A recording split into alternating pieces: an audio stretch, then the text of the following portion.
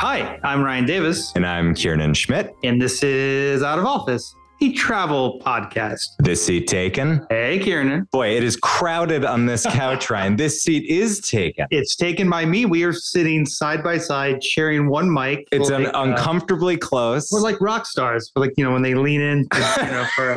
Well, I mean, we do both. We're perspiring as if we've been performing for 3 hours because it's like mildly warm out. It's 78 degrees in Boston. So, well, right, you're jumping right to the Judy alert. Let's not get to the Judy alert yet. The folks don't know where we're recording. We could be somewhere exotic right now. We are. We're well, I mean, by Boston standards, Somerville's pretty exotic. Exactly.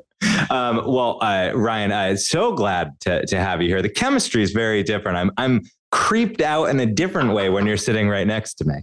Yeah, but it's later in the day, so I'm like well rested. That's true. We're just about to go to dinner, and you flew today, right? This is an active travel day. I did. I flew to Boston, and can I just complain about the Uber situation leaving the Boston airport? Okay. Well, first let's just talk about what we're talking about on the show today, and then we can get to your complaint box. Well, this is fun. Today we have a conversation with Jade, who is a flight attendant, and we're not going to use her real name or talk about what airline she's with, and she's going to tell us sort of what it's like to be a flight attendant, what annoys her about. Here, tell me her real name, and we'll mute it. What's her real name? Oh, that's pretty far from Jade. They're not going to. Are we scrambling her voice or anything? No, we're not scrambling her voice. And she has like the cutest like Southern accent. So, I wouldn't want to ruin that. I mean, that's like everyone on Delta. Every flight attendant on Delta has a cute Southern accent. No comment. And she's going to reveal the deep, dark secrets of what it is to be a flight attendant. Yeah. I mean, there's some interesting, it's an interesting conversation. So I think, one of the things I learned, Kiernan, is that it's never too old. You're never too old to become a flight attendant. In her cohort, there were people in their 40s. So there's still hope for me. I know you've crossed 50. Are you still No, able? There's no mandatory retirement age. I could be, the old guy walking up and down Delta. What kind of little secrets are we going to hear? Any tips or tricks or deep, dark, hidden things that the airlines don't want us to know that Jade told us? I do ask her what it is you're agreeing to when they speak to you about the exit row. Because I've never really paid attention to that. Oh, yeah. I always agree to that. I agree to help in the case of an emergency. The reason I do it is completely selfish. I want to be the first one out. You're the closest to the door. It only makes sense. Well, I don't think you can do that along with your job that you're agreeing to. No, that's not true. You're only agreeing to get that door open. Yeah. Then you're free to go. Yeah, that's true. I don't think you hang back and go, hey, okay, everybody's jumping down the slide. It's all exploding. Pulling people out, That's just me. That's just the way I think you'd be holding people back with other people so that you could get out. And do we learn what airline, Jade? Do we go as far? Are we saying the airline she works for? No, we don't know the airline she works for. All right. So tell me and we'll mute it. I actually don't know. It's like, really? Yeah, it's like, it's not, I think it's one of the big boys. Yeah, it's not like Porter. No, it's not. No, it's not Porter. I mean, Porter's a dream airline. Yeah. It's my favorite airline by far. You enrichment. That means nothing to the people listening except for Rich. Hi, Rich. Yeah. Listener Richmond. All right, Ryan. So really looking forward to this interview. I've always wanted to have this interview, a flight attendant talking turkey with us. Yeah, I'm excited for it too. But let's do the Judy alert. This is the segment of the show. It's a service to your mother, who you're not too great at keeping in touch with, and she always worries. She has no idea. You could be in Mongolia, you could be in Alaska, and so this is called the Judy alert for you to tell us where you are today. It's gotten to the point now where I look wherever the most instability is in the world.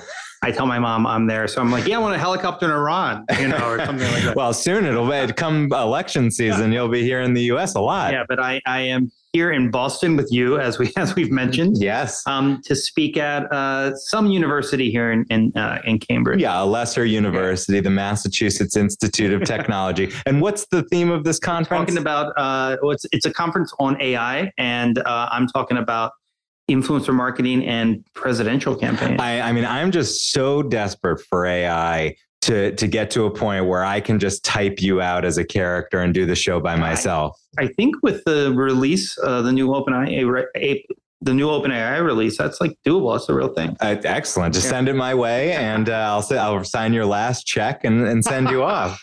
This, as you know, I don't get paid for this one. That's the other podcast. I had no idea. First of all, I think it's a surprise to everyone. Your other podcast is still going, but you make money from the other podcast. When did that start happening? Since day one, you know. Who's paying for that? Columbia Journalism. What, they get the kickback from the police? They hand it right to you for the podcast? Wow. Now, Ryan, you want to complain about the Uber pickup situation at Logan. I'm familiar with it, but why don't you describe to the people what they've done? So you have to go all the way up to the top. So I'm used to like the pickup at the departures. I think that's fine. This takes it. You have to go through this on this like skyway that is. It's like a long skyway. Then you have to go into a parking garage, but you're still not done yet. You have to go down to the first floor of the parking garage. You're still not done.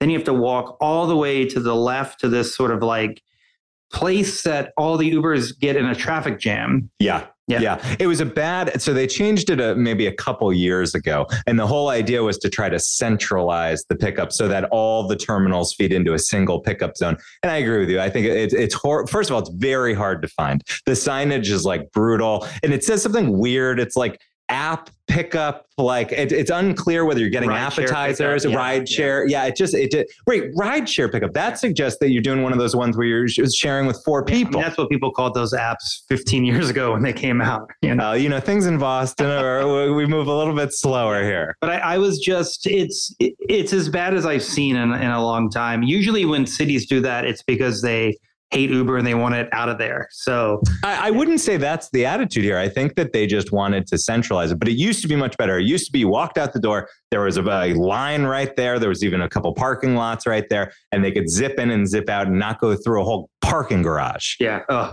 Anyway, Logan, fix that. Well, while we're on to complaining, I do want to ask one other thing ask if you got into this with Jade, which is, did you talk about airplane mode, putting your cell phone in airplane mode? No, I didn't. I should have done that, but I didn't want to open that can of worms. It was it was a big plot point on Curb Your Enthusiasm this year, the airplane mode, because Larry wouldn't put his phone into airplane mode. And I understood. I agreed with him. We talked about this. You know that I'm not an airplane mode guy. No, are you a Curb Your Enthusiasm guy? I'm behind a few seasons. Oh my God. It's all wrapped up. I know. So now I can catch up. This is good. It's good plane watching, Curb Your Enthusiasm. Perfect. Very tight. What's your next flight? Mexico City next week. All right, that's going to be. Also, we should mention you just came from Ocean City, one of your favorite places to visit. I know. I was in Ocean City, Maryland, visiting my mom, so I didn't have to do a Judy alert while I was there. And it was fun. We went to Coastal One, which is one of the restaurants you and I talked about on the James Beard episode. That's the only restaurant with a James Beard nomination in the area. And did you have crabs? You dug into a lot of crabs? A lot of crabs, a lot of seafood. Went to my favorite crab shack there. Had a good time. Put on some weight. So I don't see it, Ryan. Yeah. You look as good as ever. I mean, this is not a visual medium, so we can, theater of the mind. We're as thin as they want us to be. Sure. Well, Ryan, I'm super looking forward to listening to your interview, digging into the deep, dark secrets of what it is to be a flight attendant. So I think it's time to take off. Tell the cabin crew. Flight attendants, prepare for takeoff, please. Welcome, Jade, to Out of Office. Super glad that you could join us today. Welcome. Hi, so glad to be here. So Jade is a pseudonym, it's not your real name, and we're not going to talk a lot of specifics today about who you are because you're a flight attendant on a U.S. carrier, for a U.S. carrier, and we want to kind of. I really want our audience to understand sort of what it's like to be a flight attendant. What do you love? What do you hate? What are some secrets? Things like that. But I think first, starting out, how do you become a flight attendant? What's the path? So, me being from really, really small town Appalachia, I did not even think it was possible for me to even get a job like this. Growing up, nobody around me was a flight attendant. So, however, one of my mom's friends who lived down in Miami was a flight attendant. And that's kind of how I knew about the role.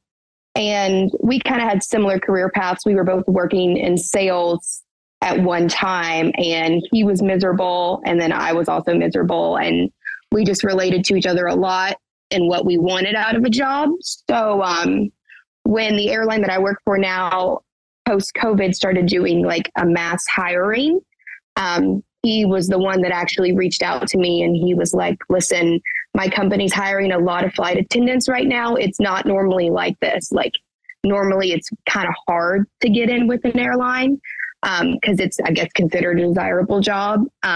But because of COVID, they had a lot of people that left and never came back or even retired early. So the demand was really up. And he was like, if you want to get in, now's the time. So super simple. I just applied online. And then they sent me an email basically saying that we want you to do a group interview. I did the group interview, and then from there they emailed me again days later and was like, we really like you. We want you to do an in-person interview. So they flew me to their headquarters where I was with a bunch of other candidates. And it was another group-like interview situation, but hands-on and in person.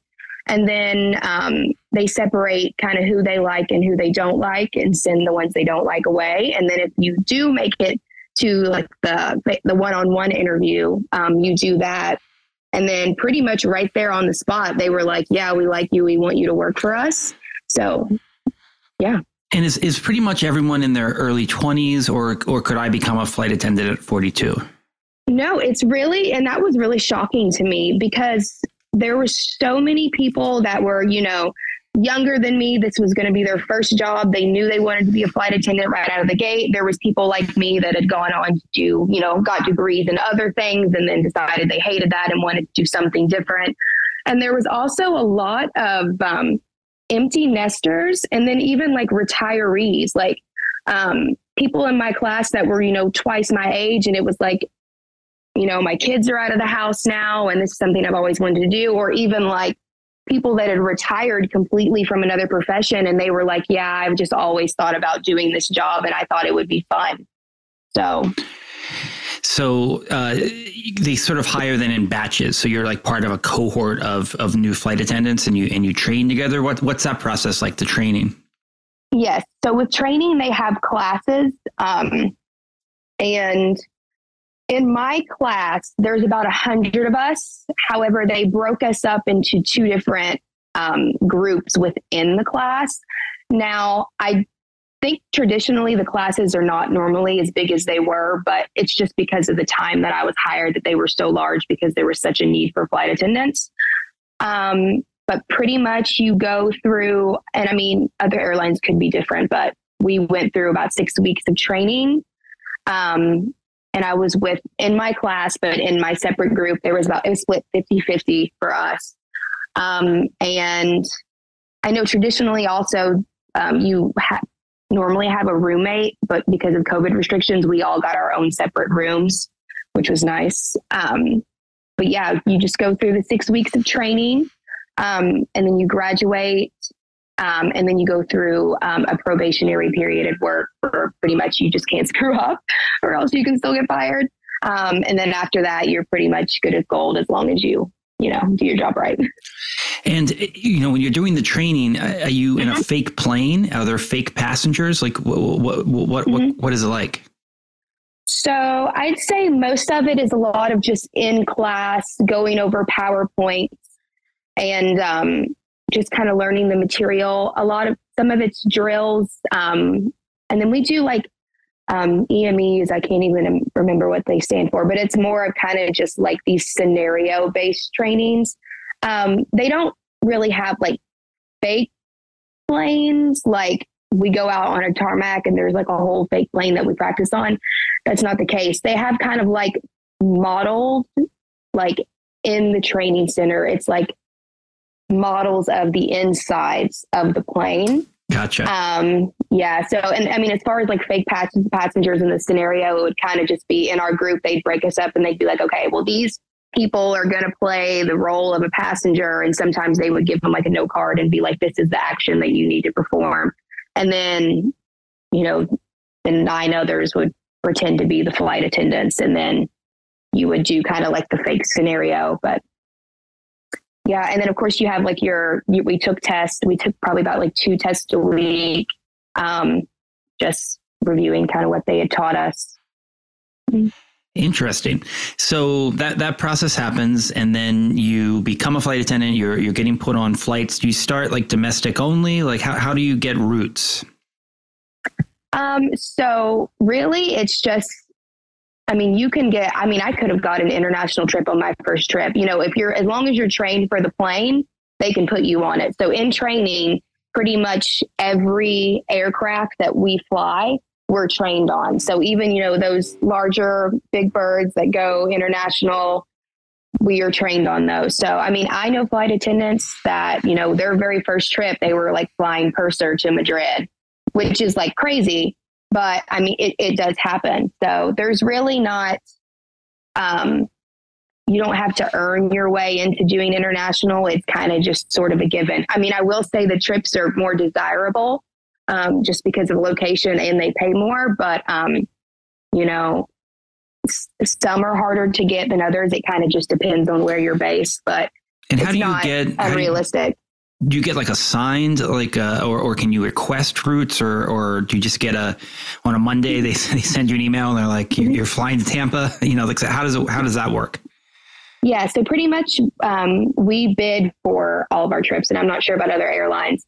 So pretty much, the day before you work, and I'm speaking as a reserve flight attendant because I'm still pretty junior. I'm about a little over 2 years in now, which I could have a line, but for personal reasons, I feel like I get better trips on reserve because I'm a top dog on reserve versus a bottom feeder being a line holder. So for me, what I would do is I would look at the trips that they have for the next day. And then out of those trips, I would look and I would see what I like, what I don't like. The trips that I do like, I would just put in a bid for those.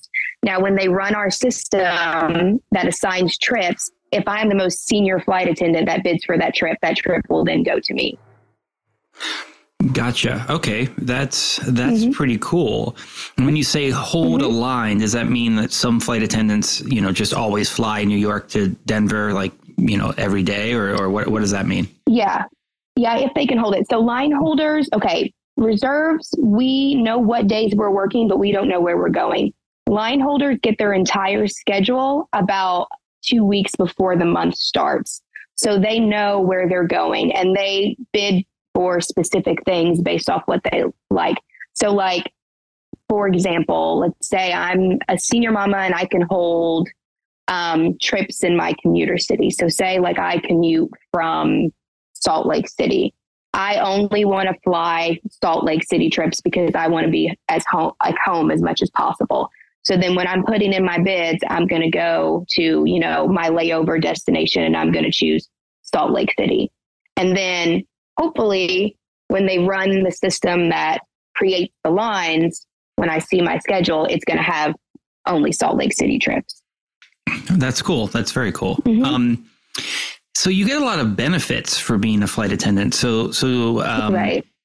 Explain a little bit about how the free flying works, because this is really exciting, not just for you, but for immediate family and even friends sometimes, right? Yes. So for me, and say I had I was married to somebody and we had children, all of us would fly standby for free domestically. And this also goes for a registered companion, and that's a person of my choosing. They would also fly for free domestically. Now, when you throw in international flying, that's when some taxes and fees go into play, but it's not too bad. Now, my mother is on my benefits. When she flies, she does have to pay, but it's I think she went to Dallas, Texas and back last month from where she lives. And I think the whole trip cost $60. So, it's very, very little, but it is standby. So it's not like you're getting a confirmed seat. So you do run into some situations where, flights fill up, people roll over, or it's just a really busy route.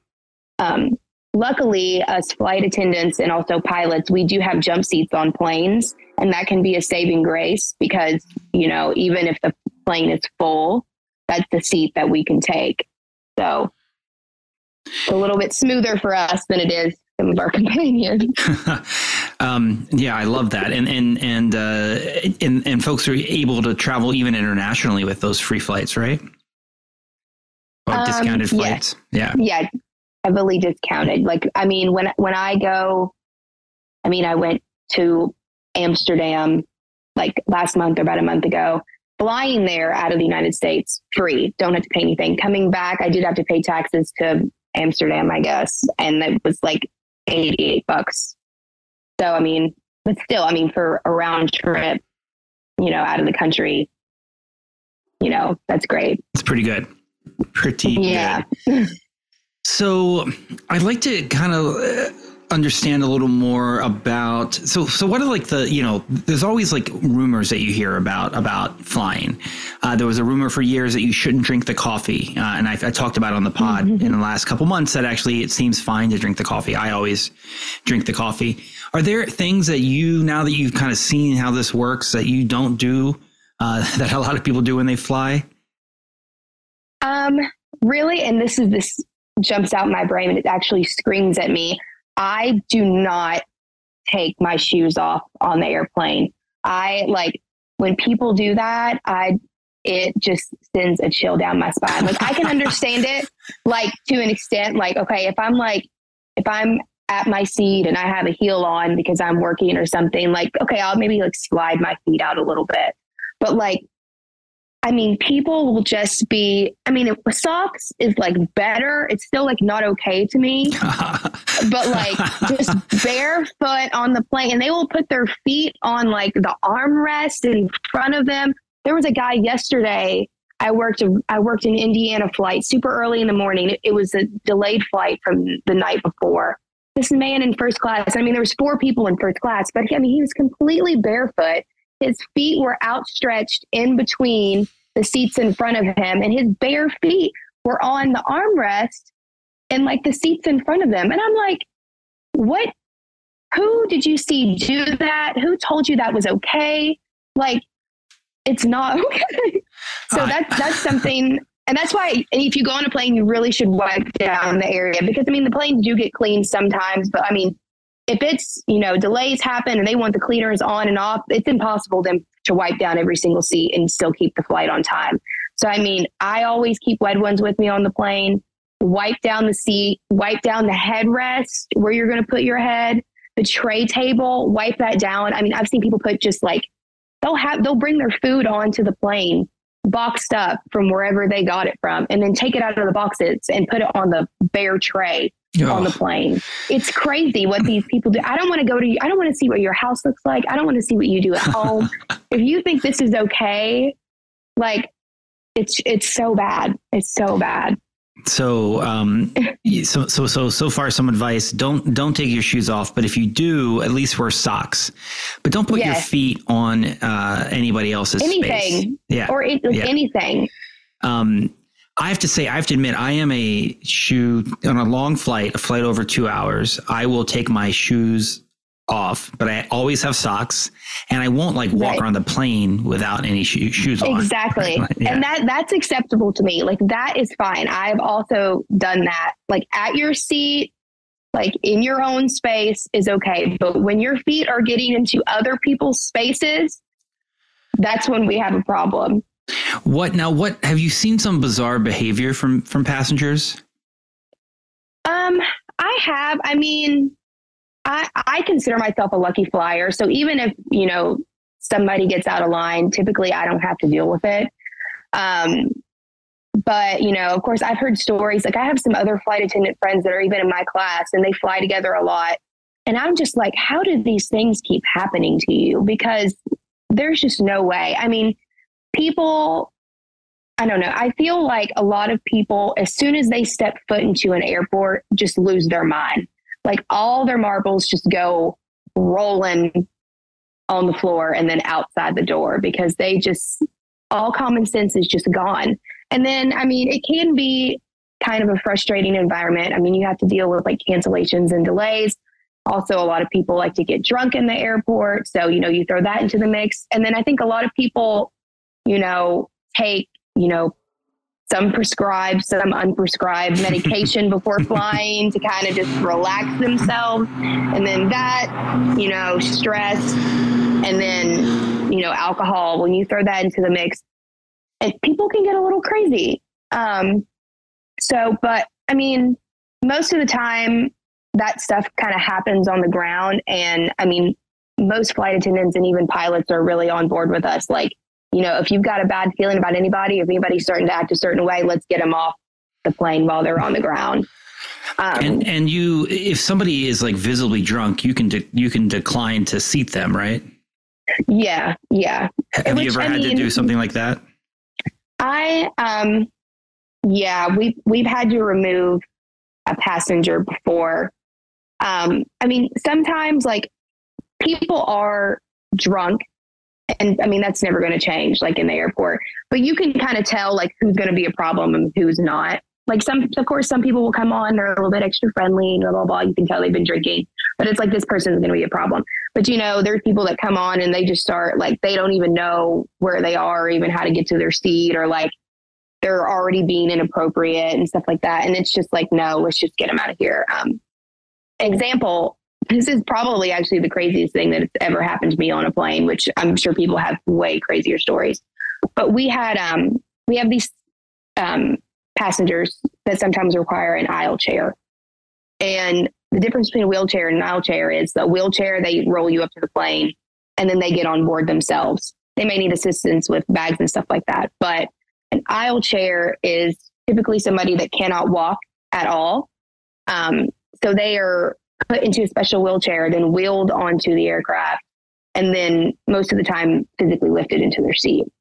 And typically they board the plane first before everybody else, and then they're taken off last.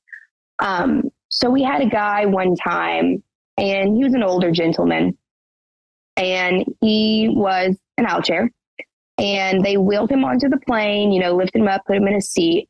So I'm in the back. I normally try and fly in the back, and I'm setting up the carts for service on the ground during boarding.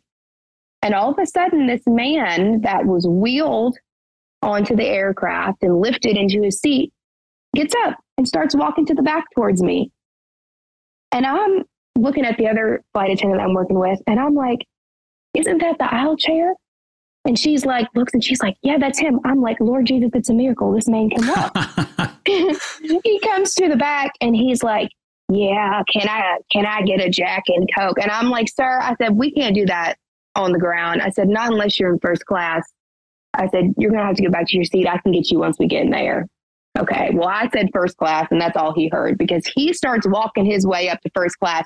During boarding, people are actively trying to get on the plane, and he is trying to make his way to the front. Mind you, another thing about aisle chairs, I don't know if this goes for all airlines, but most of the time they try and put you closer to the back of the aircraft. That way you can be close to a bathroom if you need to go. So anyways, he's like bobbing and weaving through oncoming traffic to get up to first class.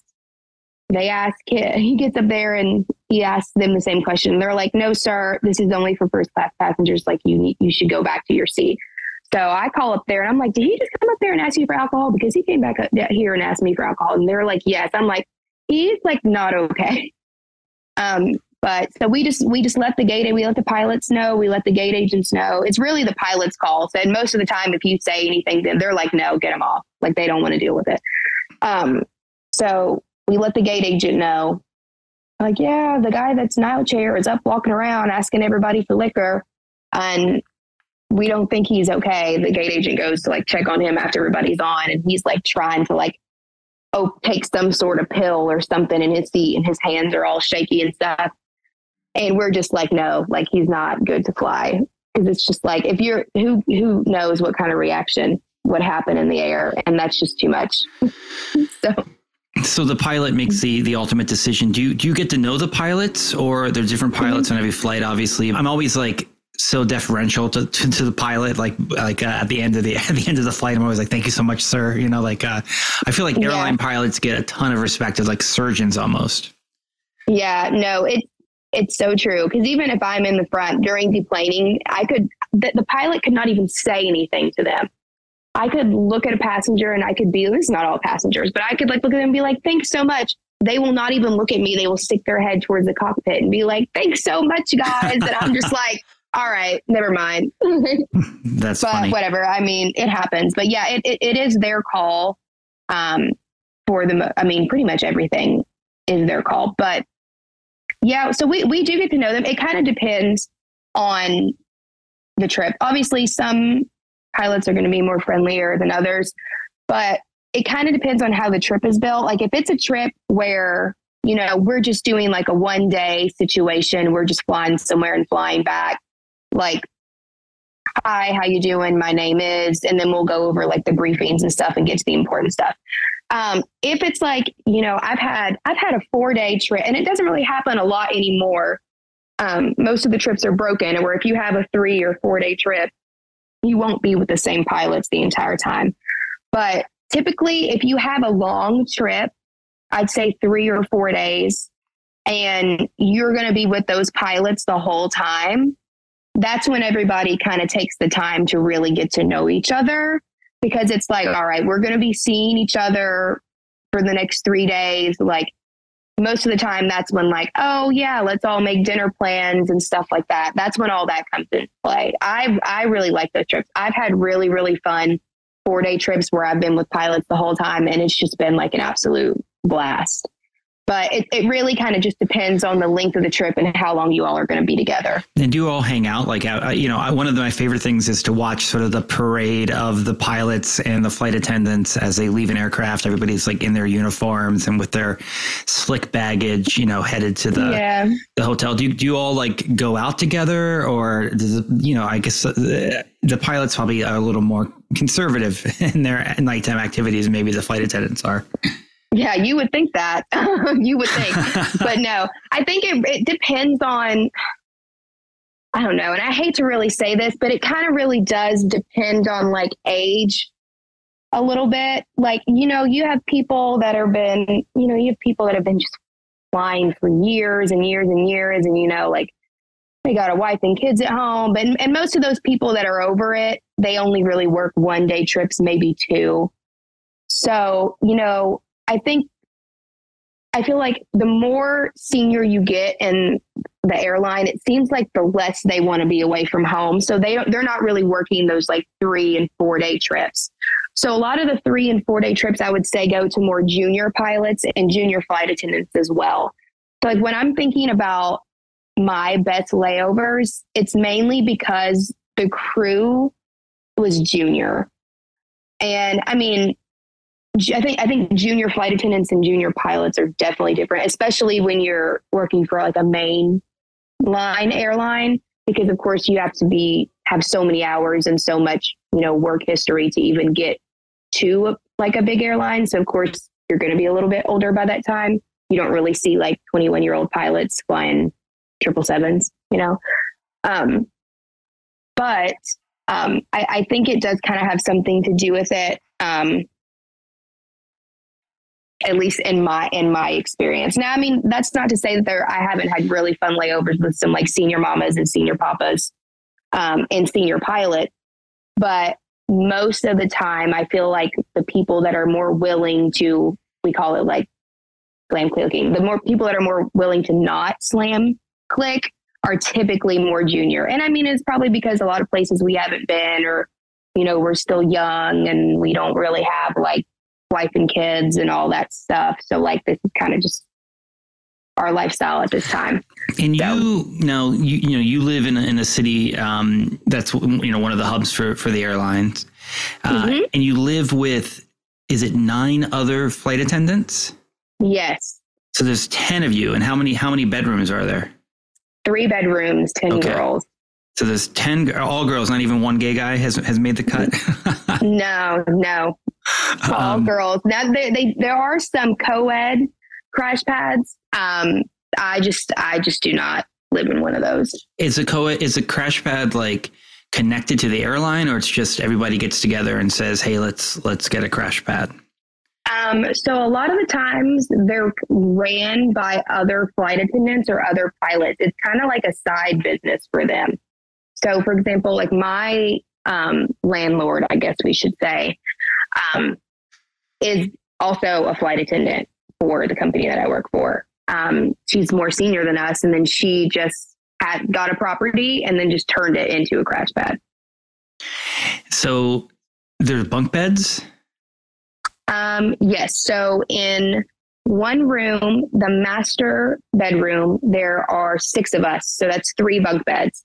The other 2 bedrooms both have 2 twin size beds in them. And they're the semi-private rooms, which are a little bit more pricey. But you get a little bit more privacy. Gotcha. And I imagine that not everybody's home all the time, right? Because you have different flights, different overnights, et cetera. So like, is it the kind of thing where you might only see your roommates, a couple times a month, or what does that look like? Yeah. So I'm actually here right now, and I'm here by myself. One of my other roommate that was here just left. She's going to Dublin tonight. Super fun. But yeah, it kind of just depends on, our work schedules and like also the time of year. So like right now, it's summertime, we're really busy. So a lot of us are flying a lot. So we don't really see each other that much, but in the downtime, I'd say pretty much like through October through February, what our slow months, there's times where there's like 6 of us, 7 of us all here at the same time, because all of us are reserve flight attendants. And then, we have days where just everybody's working, but nobody gets called. So then we're just all here. I've gone 21 days in a row without getting called before. And that was in February. So, the other girls weren't getting called either. So it's like, you have to be in base, when you're on call, but you're not always getting used. So you still get paid even if you're not flying? Yes. So we have a guarantee of a certain amount of hours that we get paid every month, no matter if they use us or not. Gotcha. Earlier, you said that you do a lot of rehearsing, practicing for, if an event happens. I imagine if this is like something goes wrong with the aircraft, like, right. What is the flight attendant's responsibility in the event of, I fly all the time. I've probably flown 1,000 times in my life. I've never had anything happen. But, what is your responsibility in the event that something does go wrong? Like, what are the various things you might have to do? Yeah, I guess it depends on, what goes wrong. I think the most important thing, or the biggest thing that could happen would be, an evacuation. And in that case, the most important thing is to get everybody off the plane in like under 90 seconds. Whether it be, a land evacuation or a ditching, which hasn't happened in years. But yeah, that's pretty much the main focus is getting everybody off, make sure that everybody is off the plane, make sure that people are leaving luggage behind, not taking things with them. And then it kind of just depends. The next steps after that kind of depend on what kind of emergency it is. Gotcha. So I sometimes get exit rows because I have pretty good status on Delta and I can select them for free. And, the flight attendant will always come over to me to the aisle before and say something, and I'll pretend to listen and then verbally say yes. Yeah. Everybody does. Yeah. What is she saying to me, and what am I actually agreeing to in that moment? Yeah.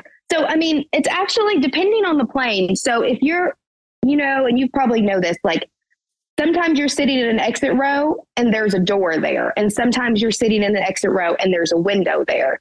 Now, if you're sitting at an exit row and there is a window, that's kind of when you really need to pay attention, because that is not a flight attendant's responsibility to open that window. That is now your responsibility to open that window. So basically what they're saying is, if you were going to sit in one of these seats, you need to be able to follow the instructions that I give you if we were needing to evacuate the plane. And I mean, it's pretty simple. It's just you would need to be the one, since you're sitting right there, you would need to be the one to open that window and get rid of the window. And then also, they'd probably brief you to be an able-bodied passenger if they knew there was an evacuation. So then they would then ask you, hey, when you go out, and there's probably going to be a slide of some sort or something like that, will you stand at the end of that and then assist the passengers that are also coming down that slide or whatever? So that's pretty much what they're asking you to do. Now, if there's a door, most of the time, and I don't know, this is for the aircraft that I fly, if there is a door there, a flight attendant is assigned to it. So really, they're briefing you in the event that something happens to them. So, because I mean, if I'm sitting by the door and something were to happen, I'm there, I can open that door. But in the case that I'm incapacitated or whatever, you need to know what to do, because now that's going to fall on you. So it's the small price that you pay for the little bit of extra legroom. Well, that's fascinating. I hope I never have to do anything, because I still am not entirely sure what's required of me. Oh yeah, no, and it's crazy. I mean, the people that sit there, they'll be like, 4 drinks and an Ambien in, and you're like, "Are you willing and able?" And they're like, "Yeah, sure, whatever." Like they're not, they're not okay. That's so funny. Well, Jade, thank you so much for coming on Out of Office today. Listeners, if there are questions that we didn't ask that you're curious about, you can drop them and slide into our DMs at OOO Podcast, or shoot us an email at outofofficepodcast@gmail.com. Or you can just leave a 5-star review on Apple and ask your question, and maybe we can get Jade back next year and do a follow up with all these listener questions about what it is like to be a flight attendant. Is there anything you want to say to the audience before we go? Be nice to your flight attendants. Bring us treats. If you're having a long day, I bet we're having a longer one. So, well, thank you so much. All righty. Thank you. And now it's time for the last stop. The last stop. Ladies and gentlemen, this is the last stop on this train. Everyone, please leave the train. Well, Ryan, excellent interview. That was very, very enlightening. Thank you very much to Jade. I'm winking to Jade. Quite that flop house that she talked about, where it's like a little flight attendant, rotating room. That's quite something. Yeah, the crash pad with 9 other girls. The crash pad. What's it? A Boeing? Thank you, everybody. Thank you. I'll tell you, I was very upset at flight attendants last week. I was coming back from Chicago, and they made the last 40 of us boarding check our carry-ons.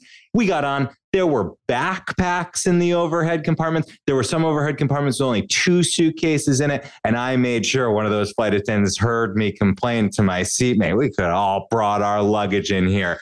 Well, luckily, boarding group 7, they don't really listen to. It was 5. It was 5. All right. Well, Ryan, it is here. We are in the last stop. This is my favorite segment of the show. Your favorite segment of the show. It's here in the last stop. It's my favorite segment of the show.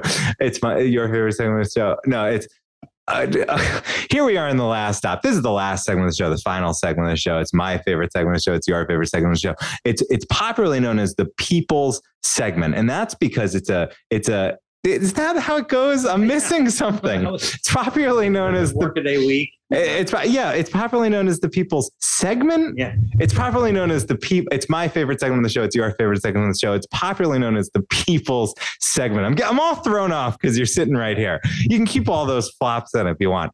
It's the moment where we come together to share a piece of ourselves with the audience, and we come together as a community. It could be anything. It could be a piece of gear, an anecdote. It could be something you read, something you've done, something you're planning to do. But it must meet one criterion. It must inspire the spirit of wanderlust within us, even during the workaday week. So, Ryan, I'm going to ask you, as I ask you every episode, did you bring a last stop this week?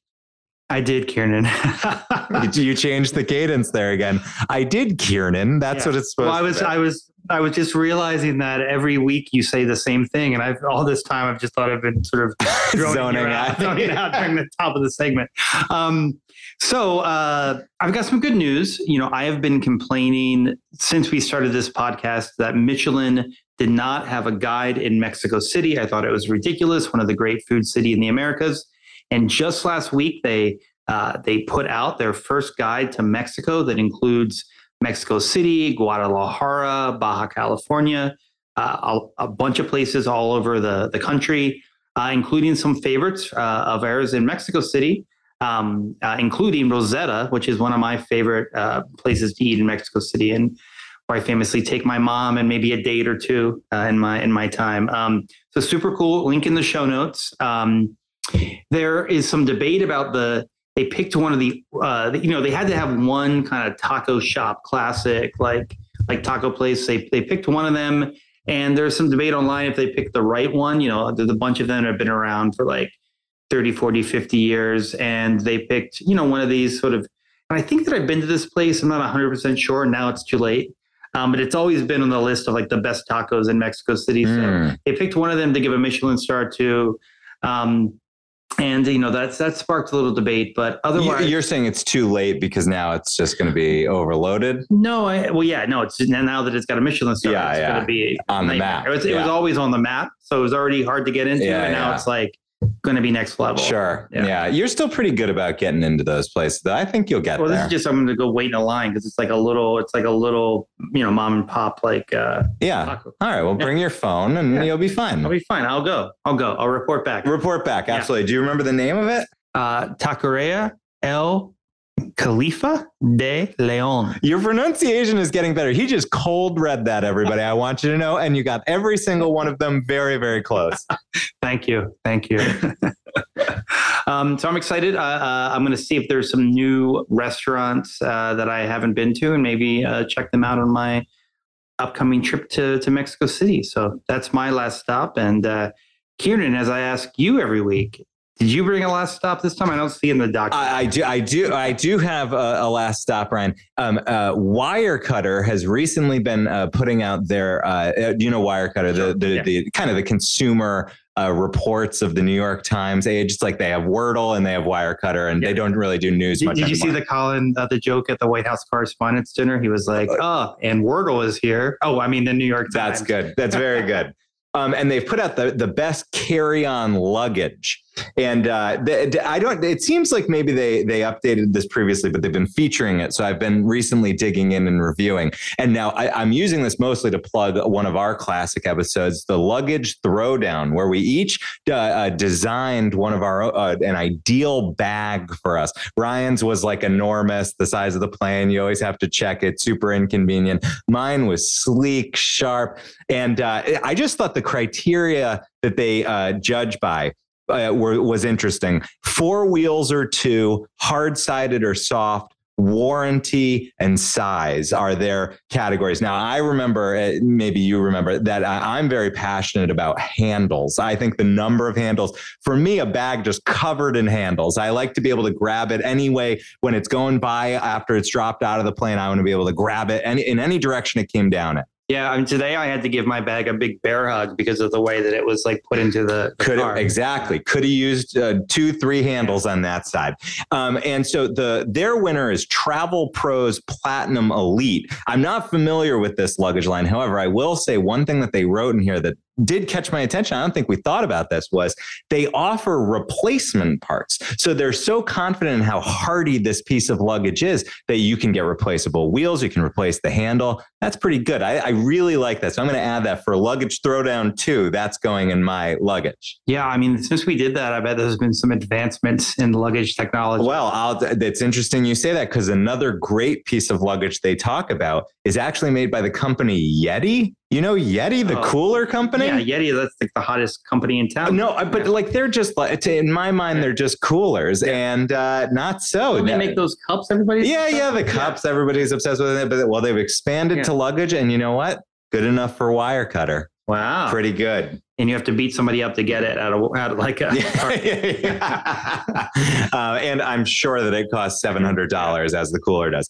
Well, Ryan, I'd like to talk about what we're talking about next week. I'm feeling just like Guatemala. Sometimes it feels like we've done an episode on something that we've been putting off. We've been doing the show for freaking 5 years. we've never done a Chicago episode. Are you sure? I'm sure. I went back, I looked. Okay. And, we've talked about Chicago sites under other, museum episodes, things like that, but we've never done a trip to Chicago. And I'm fresh back from Chicago, and I'm really feeling Chicago. So I want to do the first timer's guide to Chicago. I love Chicago. I can't wait. Let's do it. I also did some obscure museums. So if you're interested in buttons, might be a review of a button museum in Chicago on the next episode. Are you a Cubs or a White Sox guy? I am a reading guy. Well, that sounds good. So off to Chicago on the next episode. Until then, I'm Ryan Davis. And I'm Kiernan Schmidt. And this is Out of Office, a travel podcast. This seat taken? There are those co-ed crash pads she talked about. Not bad. I'm spoken for.